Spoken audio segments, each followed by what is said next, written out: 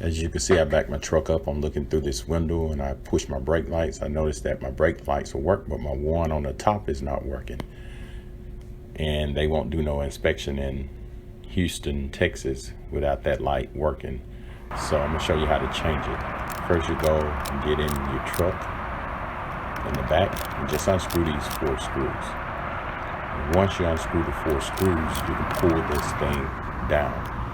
And I haven't took mine off for a while. It's probably been over 10 years. And you see that gasket is rotten.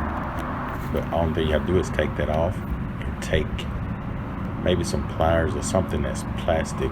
But you can also use your hand, but you got to be very careful because these things get brittle and they can crack, and a lot of glass could get in your hand. But what you want to do is just grab it and shake it back and forth. You got to wiggle it a little bit, and it'll eventually come out.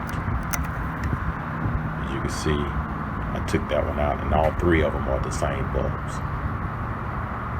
So what I did, I went into AutoZone and purchased 3 of these. It's the 921s.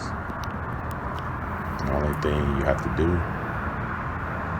is take the new bulb, put it in a little slot, and wiggle it up and down, and you hear it click into place. And that's all to it.